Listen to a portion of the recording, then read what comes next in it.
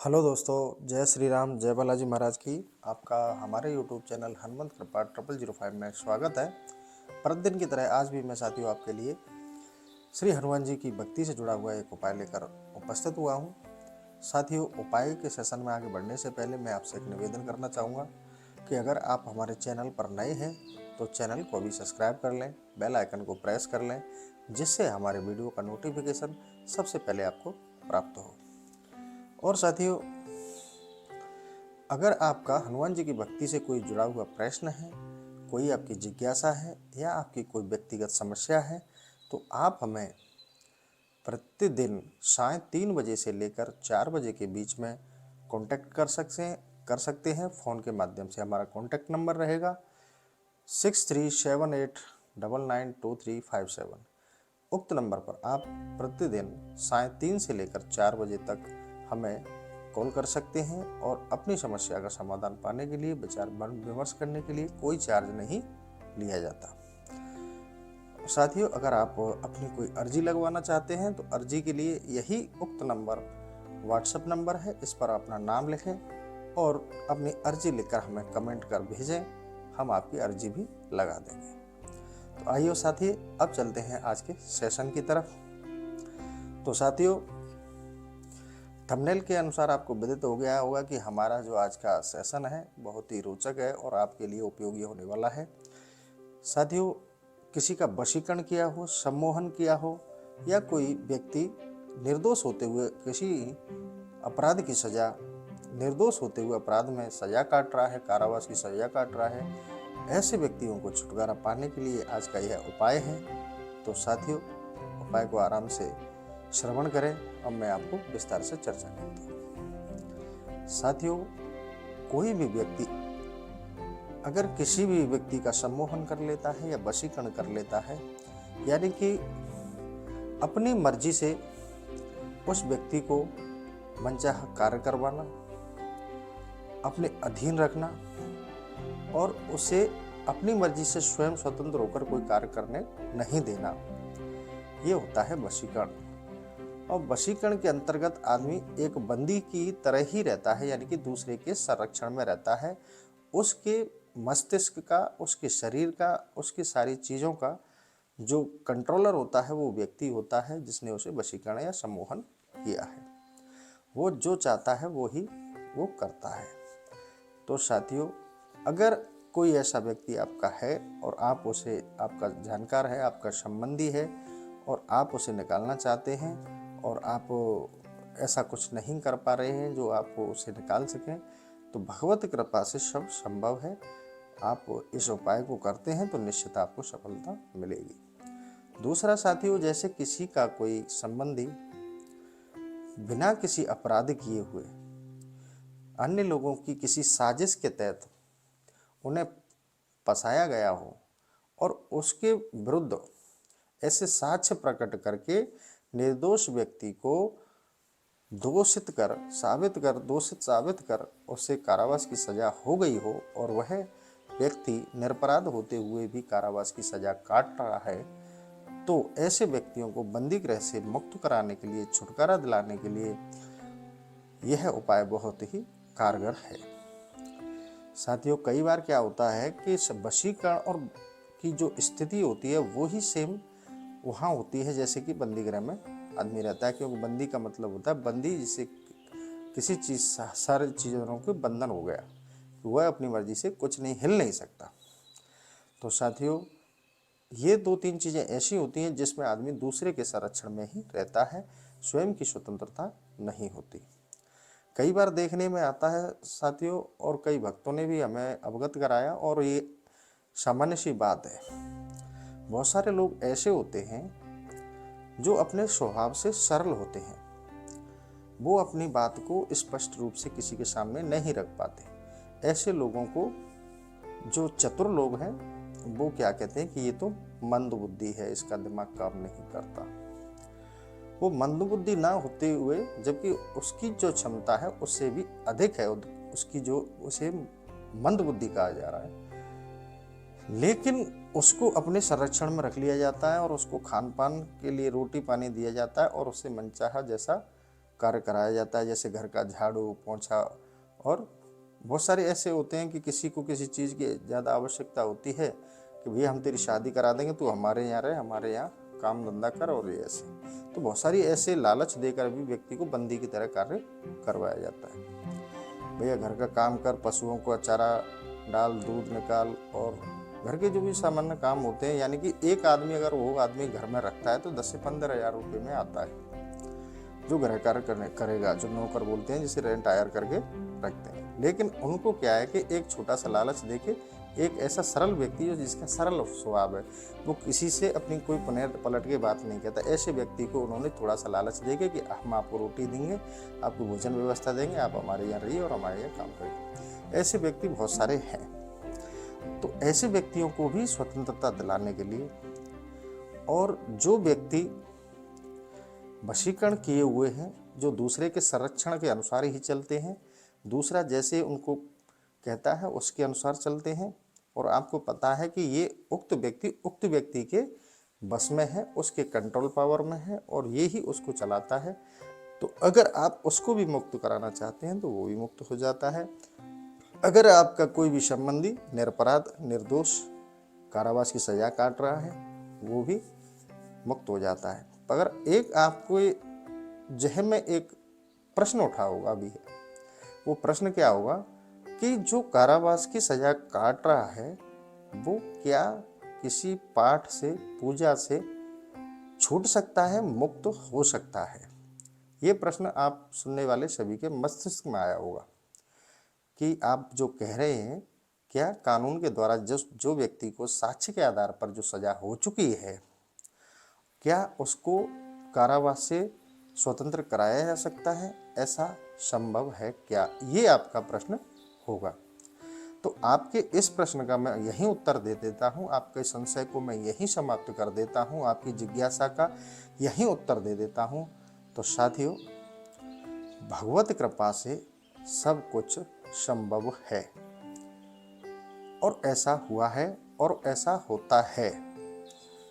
अगर आप अच्छे भाव से, अगर अहित की भावना न रखते हुए, दूसरे के सद्भाव की भावना रखते हुए अगर आप किसी के लिए अगर उक्त कार्य करते हो जो निर्दोष था, जिसके लिए गलत साक्ष्य प्रकट करके उसे कारावास की सजा कराई, यानी कि वो धर्म विरुद्ध भी था और नियम विरुद्ध भी था, लेकिन साक्ष्य से प्रकट किए गए, उनके अंतर्गत उसे जेल की सजा हुई, तो ऐसी स्थिति में भगवत कृपा बहुत ही कारगर होती है, क्योंकि वो धर्मपूर्ण आचरण के तहत गलत था, जो कि आज यहाँ हमारे संसार भवसागर में जो भी कार्य हो रहे हैं इस पृथ्वी लोक में, इस मृत्यु लोक पर, वो 99% गलती होते हैं। क्योंकि आपने देखा कि कानून के सामने आंखों की पट्टी बंधी रहती है ब्लैक। उसका मतलब ये होता है कि मुझे कुछ दिखाई नहीं दे रहा, लेकिन मुझे सुनाई दे रहा है, जो आप कहोगे मैं वो उसके आधार पर आपका डिसीजन दूंगा। तो आप जैसा किसी के तहत सुनवाओगे, जैसा कहा जाएगा, क्योंकि स्पष्ट उसे कुछ नहीं दिखाई दे रहा, क्योंकि उसके सामने आंखों के अंधेरा है, सिर्फ वो सुनाई दे रहा है, सुनने के आधार पे आपको डिसीजन दे रहा है।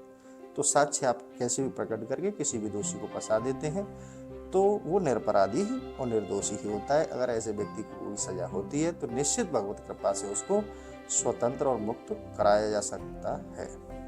तो साथियों, यहाँ आपके मुझे संशय को दूर करना आवश्यक था, तो आपका संशय मेरे हिसाब से दूर हो गया होगा।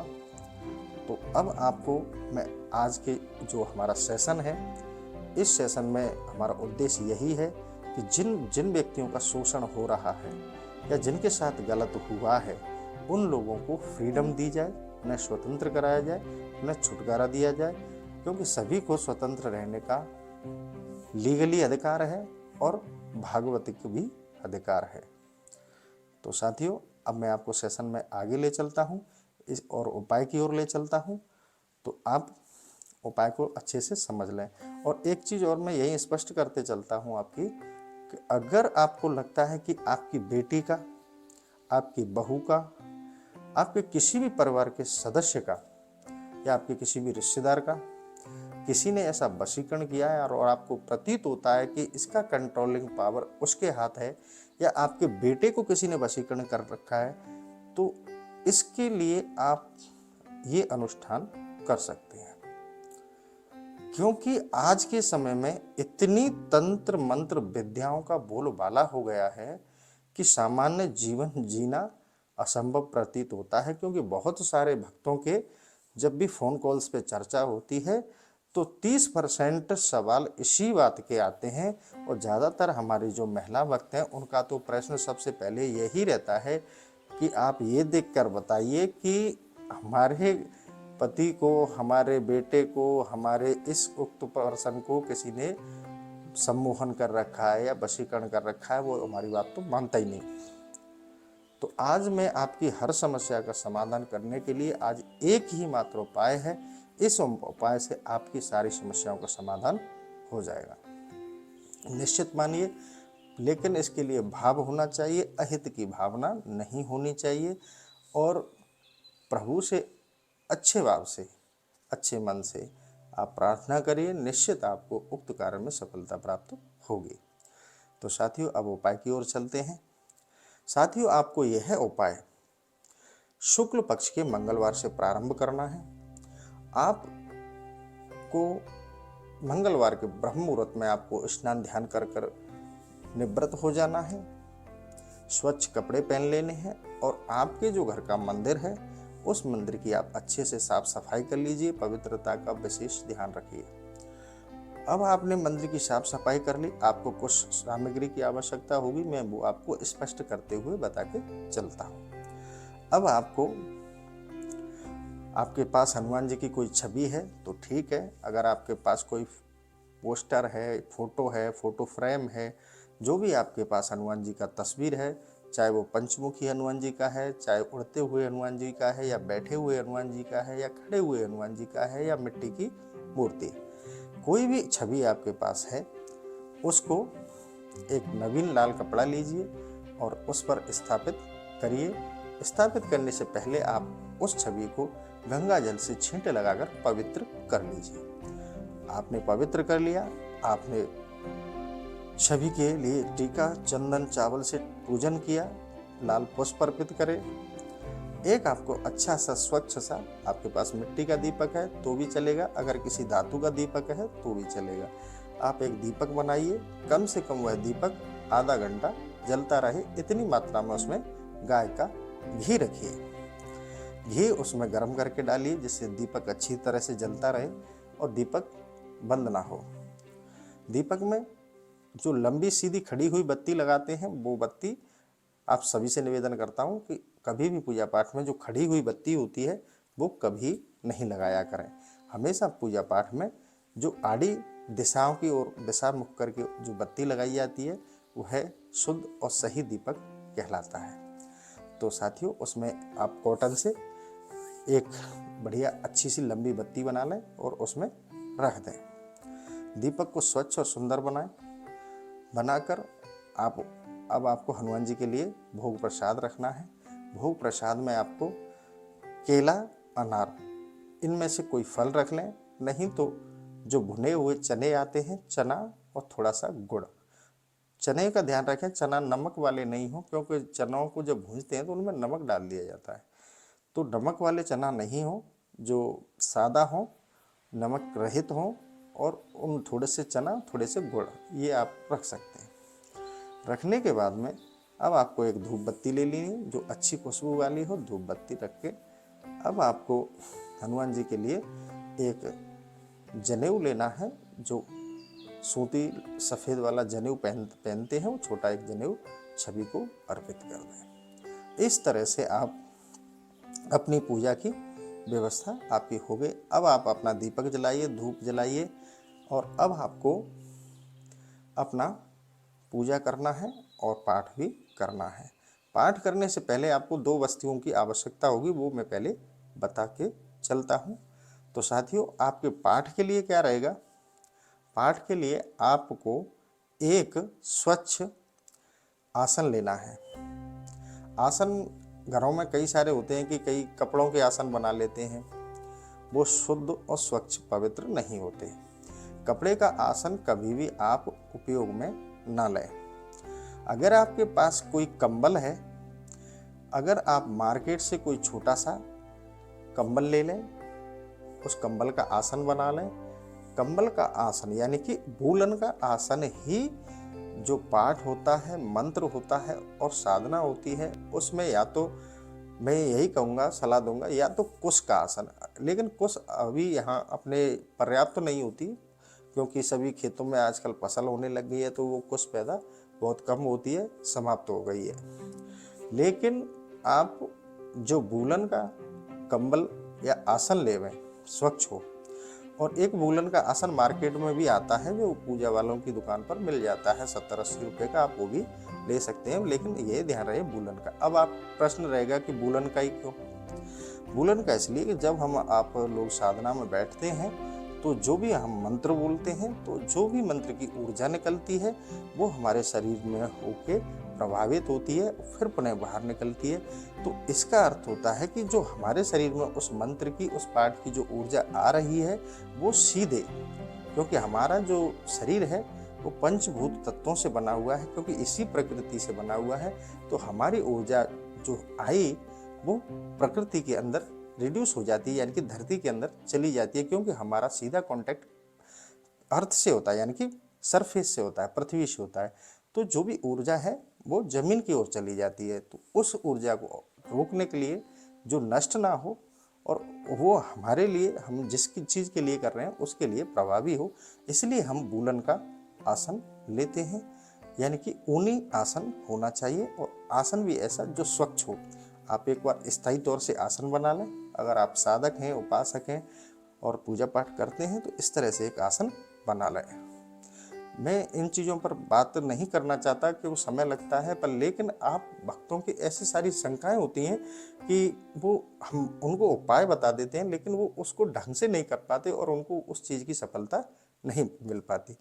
अभी क्या है कि अगर आपको सफलता नहीं मिलेगी तो आपको क्या है, आपके मस्तिष्क में एक भ्रम हो जाएगा कि उन लोगों ने हमें यह पाठ बताया था और हमने इस तरीके से पूर्ण श्रद्धा के साथ किया था, लेकिन हमारा उक्त कार्य हुआ नहीं।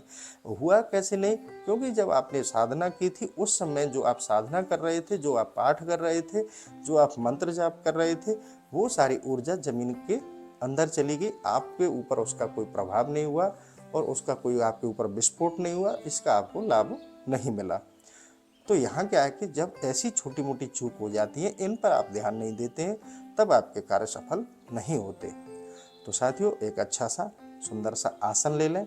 आसन लेकर आप स्थायी तौर से रखें, क्योंकि सामान्य घरों में इन चीज़ों का होना बहुत ही ज़रूरी है। जैसे रुद्राक्ष की माला हुई, तुलसी की माला हुई, जो जाप करने वाली 108 मणियों की माला होती है, ये माला हुई, आसन हुआ, ये तो परमानेंट एक सनातनी के घर में होना ही चाहिए। जैसे रामचरितमानस हुआ, सुंदरकांड हुआ, शिव महापुराण हुआ, भगवत गीता हुई, ये हमारे सनातनियों के घर में ऐसी आवश्यक चीज़ें हैं कि इनके बिना हमारा जो भगवत मार्ग है, हमारी भक्ति है, वो आगे नहीं बढ़ती। अगर आपके पास अभी नहीं है, आप धीरे धीरे कलेक्शन कर लीजिए, क्योंकि ये बहुत ही परम आवश्यक वस्तुएं होती हैं। तो साथियों, अब मैं आपको उक्त उपाय में ही बताऊंगा, क्योंकि आप भी डिस्टर्ब होते हो कि उपाय चलता है उसमें बीच में, लेकिन मेरा बताने का उद्देश्य इसलिए होता है कि आपकी जो शंका है उनका मैं साथ साथ समाधान भी करता चलूं। तो साथियों, अब आपने आसन ले लिया। आसन के साथ में अब आपको पाठ के लिए एक पुस्तक की आवश्यकता होगी, और वो पुस्तक है हनुमान साठिका। अब हम आपको हनुमान साठिका का एक पुस्तक आता है मार्केट में, वो 20 रुपये का मिल जाता है धार्मिक पुस्तक विक्रेताओं के पास, वहाँ से आप उसको ले लें। अगर आपके पास नहीं है तो परचेज कर लें, है तो बहुत अच्छा है, आप उसी से आप अपना पाठ करें, नई लेने की आवश्यकता नहीं है। बहुत सारे लोगों को जो हनुमान भक्त हैं, हनुमान जी के उपासक हैं, उनके पास ये पुस्तक ज़्यादातर मिल जाती है। अगर आपके पास नहीं है तो आप मार्केट से उसको परचेज कर लें और उससे आप वो पाठ करें। जैसे हनुमान चालीसा है, उसी तरह है हनुमान साठिका है। चालीसा के अंदर 40 चौपाई हैं, और हनुमान साठिका के अंदर 60 चौपाई हैं। इसी तरह आप कहेंगे कि जब हम हनुमान चालीसा करते हैं तो हनुमान साठिका का क्या है? देखो, हर चीज़ की पावर अलग अलग होती है, हर चीज़ की मेडिसिन हर बीमारी की अलग अलग होती है। इसी तरह हर बीमारी का डॉक्टर अलग अलग होता है, हर बीमारी की दवाई अलग अलग होती है। तो हर समस्या का समाधान भी अलग अलग होता है। तो हर जो पाठ है इसमें हम ये नहीं कह सकते कि हनुमान चालीसा कम पावर है या हनुमान 60 का ज़्यादा पावर है। पावर सबका इक्वल है, लेकिन उसका स्पेसिफिक सब्जेक्ट है कि ये उक्त कार्य के लिए ही है। अब मैं बताता हूँ आपको कि जो हनुमान 60 का है इसे श्री बंदी मोचन, हनुमान श्री बंदी मोचन भी कहा जाता है। हनुमान साधारण शब्दों में से हनुमान 60 का ही बोलते हैं। 60 का इसलिए बोलते हैं क्योंकि इसमें 60 चौपाइयों का समावेश है।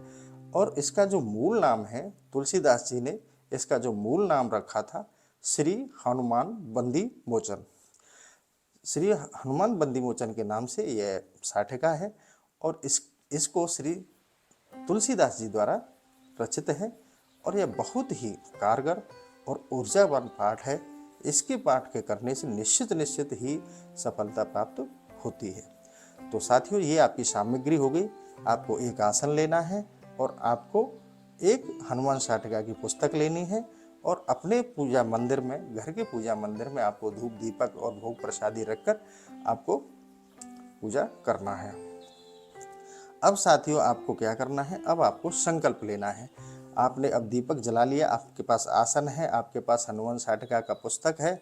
अब आप हनुमान जी से प्रार्थना करिए और अपना संकल्प लीजिए। अब सबसे पहले आपको अपने सीधे वाले हाथ में, राइट हैंड में एक लाल पुष्प रखना है, थोड़ा सा स्वच्छ जल रखना है और साथियों ध्यान रहे कि जब आप कभी भी इसी उस उपाय में नहीं, किसी भी साधना में हनुमान जी के लिए अलग से पूजा मंदिर में छोटी लोटिया में जल अवश्य रखा करें। ठीक है साथियों, तो आगे चलते हैं कि आपने एक अपने राइट हैंड पर फूल रख लिया और आपने उस पर थोड़ा सा जल रख लिया। जल रखकर और अपना ये बायां वाला हाथ है नीचे लगा लिया। अब आपको अपना नाम बोलना है, अपना गोत्र बोलना है और अपना बोलना है कि मैं अपने निज निवास स्थान से आज संकल्प लेता हूँ, मैं 41 दिन का श्री हनुमान जी के, श्री हनुमान बंदी मोचन हनुमान 60 का नित्य 41 दिन तक नियमित लगातार पाठ करूँगा।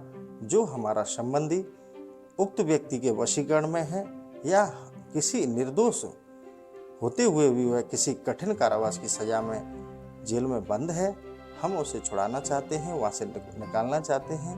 हे प्रभु, हमारी सामर्थ्य नहीं है, आपकी सामर्थ्य है।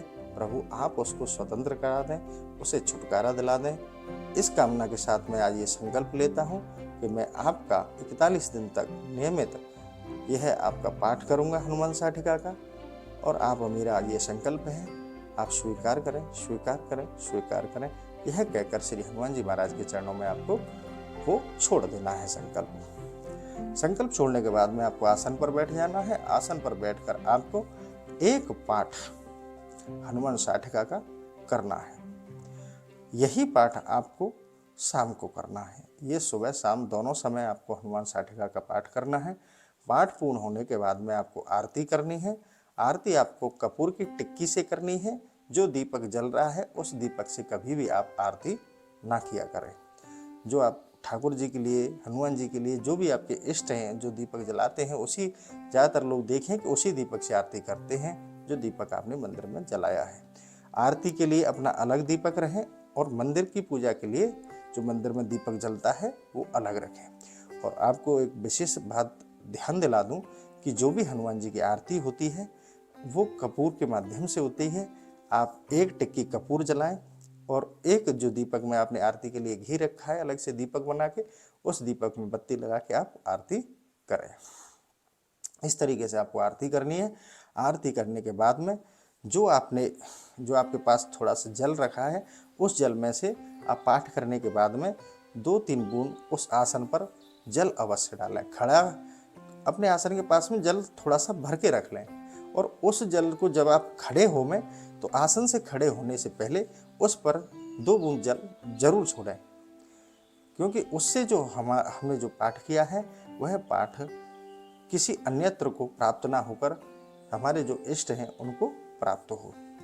तो साथियों, इस तरह से आपको 41 दिन तक नियमित यह पाठ करना है। इस पाठ को महिला पुरुष दोनों कर सकते हैं। कोई भी आपका संबंधी है, कोई भी व्यक्ति आपका कैसा भी है, उसके लिए कोई भी व्यक्ति महिला पुरुष इस पाठ को कर सकता है। महिलाओं के लिए विशेषकर यही रहेगा कि महिला बहन जब उनका मासिक धर्म का समय आता है उस समय 7 दिन इसको बंद कर दें और उसकी निवृत्ति के बाद अब अपने आगे वाले समय में 7 दिन अब काउंट कर लें, जोड़ लें और उस समय को आगे बढ़ा दें। आपका जो संकल्प है वो टूटेगा नहीं। और जो पुरुष हैं अगर वो जानबूझकर गलती करते हैं और संकल्प को तोड़ते हैं तो संकल्प टूट जाता है, उसका दोष भी लगता है। संकल्प ऐसा रखें, आपका आप समय निर्धारित कर लें कि इस समय में करना है और 41 दिन तक आप जो भी आपका सात्विक भोजन है वही करें। हनुमान जी की साधना में यही है कि व्यक्ति को सात्विक और पवित्र होकर और हनुमान जी के पूर्ण शरणागत होकर अगर भक्तिभाव से किया हुआ पाठ या संकल्प निश्चित रूप से लाभ प्रदान करता है।